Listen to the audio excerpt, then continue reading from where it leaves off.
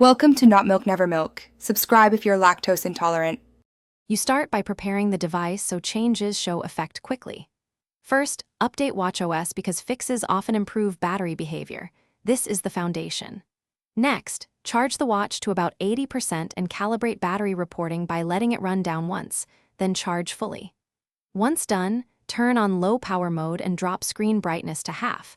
These reduce CPU bursts and screen draw, so you get immediate, measurable savings without losing core functionality. Now you dive into settings and app behavior to cut sustained drain.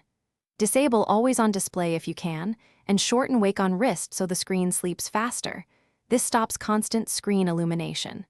Then, turn off background app refresh for apps you don't need running. That prevents periodic CPU wake-ups. Also, prune notifications and remove heavy complications from your watch face. Fewer wake-ups and sensor calls mean steadier battery life during a full day of use.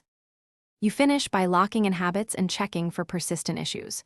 Charge regularly with short top-ups instead of full cycles. This keeps battery healthy.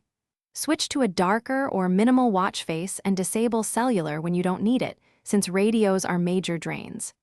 If you still see poor life after these steps, force restart the watch, reset settings, and test again. If problems persist, contact support. There may be a battery fault that needs professional repair or replacement. Thanks for watching. If this was helpful, leave a like and consider subscribing. See you next time.